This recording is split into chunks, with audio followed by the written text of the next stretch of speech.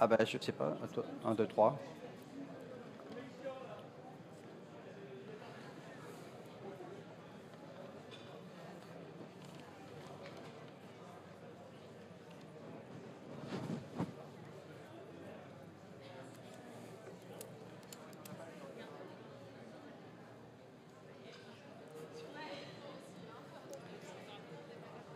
C'est ça le fond? Le fond, c'est ça?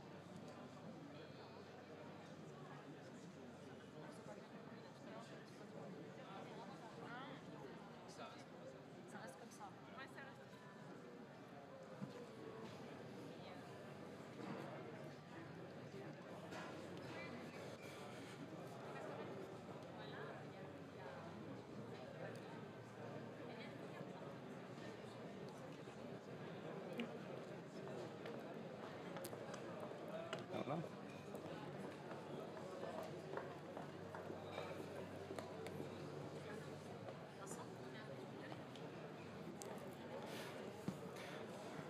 Bonjour à toutes et à tous. Très heureux d'être avec vous cet après-midi sur le salon de Global Industry. Tout d'abord, je voulais remercier, avant d'oublier, en fin de session, nos partenaires du village, notamment le CETIM, le collectif des startups industrielles et bien évidemment Startup Industrie, pour nous donner l'opportunité de parler cet après-midi. Donc, je suis Vincent Lamande, président de la SAT Ouest Valorisation et également membre du réseau des SAT pour lequel j'interviens cet après-midi. Donc les SAT, peut-être que vous connaissez, mais peut-être que vous ne connaissez pas. Accessoirement, les SAT sont les filiales de transfert de technologie des établissements publics de recherche qui représentent 150 000 chercheurs et qui sont localisés partout en France, donc sur chacun des campus que compose la France, et puis offre cette possibilité d'être un interlocuteur unique pour pouvoir travailler avec le monde académique. Donc, dans ce contexte-là, eh bien, les SAT sont aussi des investisseurs. On dispose de fonds d'investissement. Annuellement, on a un peu plus de 50 millions d'euros que nous investissons dans des preuves de concept pour financer des projets qui sont issus du monde académique et qui nous permettent de monter en niveau de TRL des technologies qui sortent des laboratoires pour pouvoir les transférer. Et puis, on travaille évidemment beaucoup avec des partenaires industriels et des startups pour les aider à compléter à la fois leur tour de financement et puis monter en puissance leur capacité de développement commercial. Donc à ce titre-là, une des particularités des SAT, c'est d'être très orienté sur les startups, puisqu'on a la chance d'avoir créé un peu plus de 750 startups depuis 10 ans, donc il y en a beaucoup. Typiquement, sur le salon, on n'a pas pu venir avec 750 startups, mais on a 9 des plus belles promesses qui sont avec nous. Et j'ai la chance aujourd'hui d'être accompagné de 3 d'entre elles. Et donc, plutôt que d'avoir des longs discours sur ce que font les SAT, je vous propose plutôt d'échanger avec des startups. Et donc, je vais leur proposer de se présenter dans un premier temps. Et puis, on verra dans un second temps comment on peut vous dire comment on arrive à avancer ensemble et faire de ces startups industrielles les futures promesses de demain. Donc, tout d'abord, pour commencer, je vais commencer à ma gauche par Bruno. Bonjour. Est-ce que tu veux bien te présenter et puis dire quelle est ta société et accessoirement quel est le domaine d'activité dans lequel tu déploies ton énergie? Oui, donc je suis Bruno Seda, je suis le cofondateur de la société Treewater depuis 2017, donc sa création. Et on est spécialisé dans le traitement et le recyclage des effluents industriels. Donc on a commencé sur des technologies déjà matures. On a des installations qui tournent en France. Et depuis à peu près 1 an, on a acquis un nouveau brevet qu'on mature avec une équipe de R&D pour créer les procédés de traitement et de recyclage des effluents de demain. Merci Bruno. Julie. Bonjour, donc, je suis Julie Fréty, je suis responsable du développement commercial chez Sintermat. Sintermat est une start-up issue de la filière Université de Bourgogne dans le domaine de la métallurgie des poudres qui a été créée en 2016 par Fouad Nemi, qui est un chercheur qui a travaillé pendant 10 ans sur une plateforme de frittage chez Science, qui est la SAT Bourgogne-Franche-Comté. Et le frittage SPS que nous industrialisons est un procédé de mise en forme de matériaux par compression et passage de courant électrique simultané, qui permet d'obtenir des matériaux aux propriétés augmentées qui peuvent être utilisables dans différents domaines comme l'aérospatial, la défense ou les outillages industriels. Merci Julie pour cette première introduction. Et puis Manon, pardon, excuse-moi. Il n'y a pas de souci. Donc bonjour, je suis Manon Vaillant, CEO de la start-up Purnat. Purnat, on est une start-up qui exploitons le fruit des travaux de recherche de mon associé qui est docteur en physico-chimie des matériaux et qui a développé ce fil. Donc ce filament composite qui est un fil qui détruit les polluants de l'air. Et à partir de ce fil qui détruit les polluants de l'air, on fabrique le premier textile du marché qui va non seulement capter les polluants de l'air intérieur, mais aussi les détruire. Donc tout ce qui est bactéries, virus et polluants chimiques organiques. Voilà. Et donc notre enjeu, c'est de dépolluer l'air intérieur en allant plugger nos textiles actifs partout où il y a besoin de traiter l'air, donc à la fois dans les systèmes de ventilation dans le bâtiment, les purificateurs d'air, les procédés industriels, donc l'industrie aérospatiale, l'industrie automobile, et tous les procédés dans le BTP, par exemple, qui génèrent de la pollution de l'air. Donc Manon, puisque tu as le micro, je continue avec toi sur une première question qui est l'accompagnement que tu as reçu dans ton écosystème. Tu viens d'un écosystème où il y a la SAT AST. Comment est-ce qu'ils t'ont accompagné? Sur quel sujet particulier? Oui, tout à fait. Alors, nous, Purnat, on est basé à Anglet, donc au Pays Basque, donc en Aquitaine. Et effectivement, on a eu la chance, l'opportunité et la chance d'intégrer l'incubateur de la SAT Aquitaine, qui est Chrysalink, et de bénéficier de l'accompagnement de cet incubateur pendant plus d'1 an. Donc, ce que ça nous a permis, c'est déjà de bénéficier d'une bourse d'incubation, ce qui n'est pas rien quand on est une start-up qui part de rien et qui se lance, donc qui a permis de commencer à mettre en place les premières briques de la construction de l'entreprise. Et ensuite, c'est au-delà du financement, c'est 1 an d'accompagnement quotidien avec des personnes de qualité qui ont l'expérience de l'entreprise, qui ont la connaissance des écosystèmes et qui nous ont aidés au jour le jour à monter nos dossiers. Donc évidemment des dossiers de financement pour pouvoir accéder à d'autres guichets tels que ceux qui sont proposés par BPI France, notamment sur tout ce qui est Deep Tech. Mais pas que, pour pouvoir aussi avoir une visibilité sur tous les concours qui sont proposés auprès des startups et nous aider pour pouvoir construire correctement les dossiers de candidature. On a été accompagnés pour monter nos business plans, savoir bien les écrire, pouvoir aussi bien explorer les débouchés qu'on peut donner à une innovation de rupture. Voilà, quel marché peut s'offrir à nous, se poser les bonnes questions et puis tout ça sans parler de tout ce qui est structuration de l'entreprise, donc tous les aspects juridiques, tous les aspects comptables, tous les aspects administratifs qui sont un vaste sujet. Et voilà, et donc en ça, la SAT Aquitaine a été vraiment d'un accompagnement et puis a été quelque chose de précieux qui aujourd'hui, ce qu'on est aujourd'hui, c'est grâce à cet accompagnement-là. Merci beaucoup. Donc un accompagnement sur la partie start-up, business plan, par l'incubation. Il y a aussi évidemment dans les SAT des capacités d'accompagner sur bien d'autres choses. Donc à Bruno en particulier, j'ai cru comprendre que tu avais eu une technologie qui avait été cédée. Donc on dit souvent que la recherche académique est incapable de céder des brevets. Donc je pense que tu en as la preuve vivante que c'est tout à fait le contraire. puisque manifestement l'Université de Lorraine a cédé ce brevet. Donc est-ce que tu peux nous en dire un peu plus et comment ça s'est passé? Oui, tout à fait. Nous, c'est une histoire très différente, mais c'est intéressant de la partager avec vous. Donc initialement, on est parti sur une technologie que j'avais développée pendant ma thèse, qui est une technologie mature et qui tourne. Je disais qu'on a déjà des installations en France dans le secteur de la papeterie, dans le secteur de la chimie, du textile. Mais avec le recul, on a toujours des améliorations à pouvoir apporter à ces technologies, notamment en termes de consommation d'énergie, en termes de produits chimiques. Et donc, on cherche des solutions et on passe par des laboratoires académiques et des partenariats. Et c'est ce qui s'est passé avec la rencontre d'un chercheur en particulier au LGRP de Nancy, un chercheur CNRS, avec qui on a commencé à collaborer sur de la recherche collaborative à travers des masters, des thèses. Et il s'avère que ce scientifique était aussi inventeur d'un procédé qui était sous l'égide du CNRS. Et donc, on s'est rapproché de la SAT Science pour pouvoir utiliser ce brevet. Donc, il y a différents moyens d'utiliser un brevet, des licences, des acquisitions.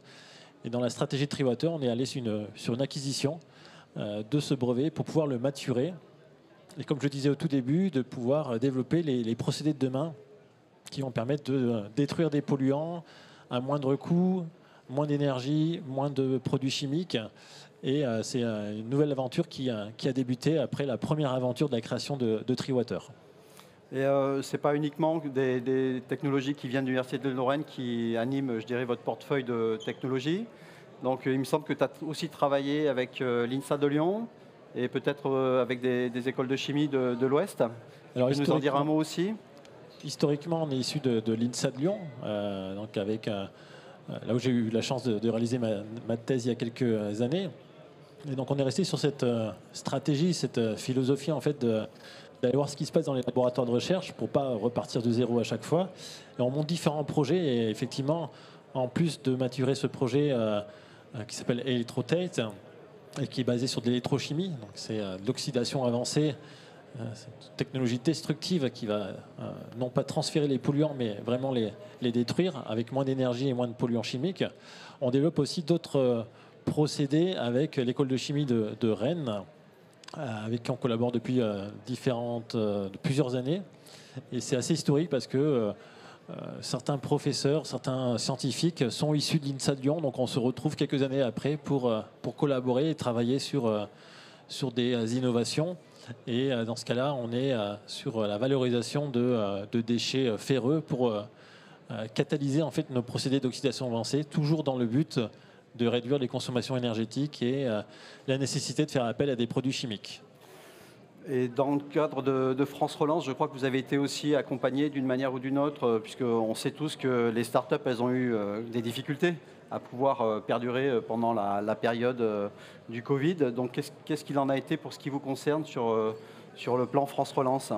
Le plan France Relance, il nous aide de différentes façons. Donc on a pu faire appel à des post-doctorants qui sont accueillis donc, notamment par l'école de chimie de Rennes et le LRGP à Nancy pour accélérer nos développements et nos technologies.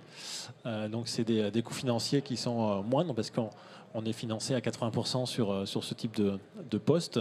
Et puis derrière ça nous permet de générer de la donnée pour aller sur des projets un peu plus ambitieux, et notamment les concours Innov qui sont drivés par la BPI ou par l'ADEME. Donc c'est un accompagnement assez global et en fait la possibilité d'accélérer surtout la maturation. Merci Bruno. Donc Julie, je pense que tu es la succession après avoir montré comment on peut intervenir sur les startups en accompagnement, comment est-ce que les stats peuvent intervenir aussi pour accompagner les startups sur leur partie R&D. Il y a la suite, c'est-à-dire la partie innovation. Et donc j'ai cru comprendre que votre société a été à la fois issue d'une technologie dans le laboratoire, mais a pu bénéficier aussi de programmes de maturation, de financement de preuves de concept. Est-ce que tu peux nous en dire plus ? Oui, tout à fait. En 2017, Sintermat a pu bénéficier d'un programme de maturation avec la SAT Science, ce qui a mené à un dépôt de brevet sur la technologie SPS, mais adaptée aux matériaux biosourcés. Ensuite, lors d'une première levée de fonds, donc Science et Rentco Capital de Sintermat, accompagné par le fonds Definvest. Et ensuite, je crois qu'il y a eu une licence qui a été signée entre Science, Sat Science et Sintermat. Voilà.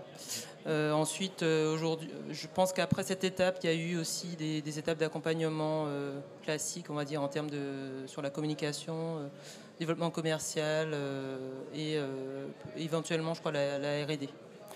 Et le professeur Bernard travaille avec vous. Professeur Bernard, j'ai cru comprendre que c'était le concours scientifique, c'est-à-dire le chercheur qui vient dans l'entreprise avec vous pour accompagner les phases de transfert de technologie. Est-ce que c'est toujours le cas? Oui, il est conseiller scientifique de Sintermat. Il travaille sur des projets en avance de phase avec Fouad Nemi, le fondateur de l'entreprise. D'accord. En sachant qu'effectivement, avoir des conseillers scientifiques, c'est à la fois intéressant pour le transfert de technologie, mais c'est aussi un moyen pour la start-up de pouvoir rayonner à l'international, puisque de ce que j'ai pu comprendre, il s'agit d'une sommité dans son domaine au niveau international qui vous permet d'avoir pignon sur rue. Est-ce que vous avez pu, grâce à cela, développer vos contacts à l'international? Oui, tout à fait. N'étant pas là au début de l'entreprise, je n'ai pas d'exemple concret, mais effectivement, Frédéric Bernard était au départ la création de l'entreprise et a pu travailler avec Fouad Nemi sur les premiers contacts clients, les premiers projets de développement long terme sur cette technologie. Très bien. Juste peut-être un mot pour ceux qui ne connaissent pas Definvest. En fait, c'est le fonds d'investissement du ministère des Armées, donc qui est intervenu avec vous. Est-ce que ça a été, alors je ne sais pas si tu es informé de cela, parce que tu n'étais peut-être pas au début, mais est-ce que ça a été facile de monter un tour de table avec ce fonds d'investissement? Est-ce que c'est un investisseur qui est, qui est passif, qui est actif auprès de votre société? Non, je dirais qu'il est très actif, toujours actuellement, puisqu'il y a eu une deuxième levée de fonds qui a eu lieu en 2022 et il est toujours présent, même à renforcer sa participation. Également représentant qui est régulièrement aux réunions stratégiques. Et en 2022, donc, il y a un nouveau tour de table qui s'est terminé, qui a permis à l'entreprise de déménager, d'avoir un local industriel plus adapté à ses ambitions et également de développer ses équipes donc, au niveau commercial et accélérer également la R&D. Donc c'est un fonds d'investissement qui a toujours soutenu Sintermat. Merci beaucoup. Manon, donc, en termes de tour de table et de recherche de financement, vous en êtes où pour la suite? Oui, de notre côté, on a d'abord été subventionné par des subventions publiques. Donc c'est l'ADEME en priorité qui a d'abord financé le tout premier développement de PureNat. BPI France aussi avec les guichets DeepTech comme je disais, et puis effectivement maintenant pour aller plus loin dans l'aventure, pour recruter, pour structurer et puis pour passer à l'industrialisation, on finalise aussi une levée de fonds avec un premier tour de table. Mais pour le moment, je ne peux pas révéler davantage ni sur qui est autour de la table, ni sur les montants. Mais en tout cas, ouais, il y a effectivement une première levée de fonds en amorçage qui est sécurisée. Voilà, en tout cas, s'il y a des investisseurs qui sont présents sur le salon, où est-ce qu'ils peuvent aller discuter avec vous? Sur quel stand? On est sur le stand de 2E100 qui se trouve sur le pavillon FIMEA, qui sont les acteurs du traitement de l'air. Dans le hall 2. Voilà. Donc Bruno, Triwater, c'est quoi l'avenir? La perspective? Alors recruter, c'est un peu notre credo là, sur cette année pour pouvoir être à la mesure de nos ambitions. Et puis le grand concours auquel on va postuler cette année, c'est le grand concours BPI Innov pour continuer la maturation du procédé électrotate en mise beaucoup là-dessus. On vient de recruter une thèse CIFRE, donc on reste sur ce partenariat entre l'académie et l'industrie pour accélérer les choses. Et on va doubler quasiment les effectifs d'ici 2024 pour pouvoir à la fois continuer le développement R&D et continuer d'installer les premiers systèmes de traitement et de recyclage chez nos clients. Écoutez, on vous le souhaite de tout cœur. Julie, côté Sintermat? Côté Sintermat, les perspectives, c'est d'abord d'accélérer la R&D en interne, c'est-à-dire de pouvoir intégrer tous les acteurs de la R&D, tous les ingénieurs R&D sur site et on va dire augmenter la capacité de notre laboratoire de recherche, d'expertise. Et ensuite, pouvoir travailler sur l'automatisation de la machine SPS qu'on a pour pouvoir accéder après à des projets de production petites, moyennes et grandes séries assez rapidement. Je crois que tu es venu avec des échantillons, tu veux les montrer ou tu les montreras sur le stand? On peut en montrer quelques-uns ici et je vous invite à passer sur le stand pour en voir un peu plus. Voilà, peut-être un dernier tour de table. Qu'est-ce que vous attendez du Salon Global Industrie? Pour PureNat, on est ici pour trouver des collaborations, puisque, comme j'expliquais, avec notre textile, on est un peu le Gore-Tex de la dépollution de l'air. Donc aujourd'hui, on cherche des collaborations, des industriels qui ont envie d'être dans l'innovation et de enfin réussir à dépolluer leur air intérieur et leur air confiné avec une technologie qui va véritablement préserver leur santé sans générer de nouveaux polluants et de manière vertueuse, puisque en détruisant les polluants à la source, on n'aura plus besoin de jeter les textiles, de jeter des filtres et d'avoir à changer systématiquement le procédé. Pour Triwater? Nous, on est à la recherche forcément de nouveaux clients, nouveaux secteurs aussi d'application de nos procédés et puis également de nouvelles compétences. Donc vous pouvez venir nous voir aussi sur le stand. Alors je crois que c'est le 2G113 à vérifier dans le document pour déposer aussi vos CV. On cherche un chef de projet R&D et on cherche un chef de projet pour l'installation des systèmes de traitement de recyclage qui seront mis en place cette année. Donc vous l'avez compris, vous avez des CV, vous allez juste à côté les proposer. Et puis, dernier point pour Sintermat. Donc qu'est-ce que vous attendez de ce salon? Ce salon, c'est une perspective pour nous pour augmenter nos contacts dans le secteur des outillages industriels notamment, avoir de nouveaux contacts par rapport à ce qu'on a déjà et intéresser les gens à notre technologie, notamment pour les outillages industriels.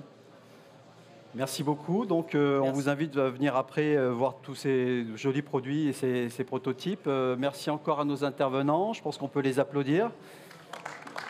Merci.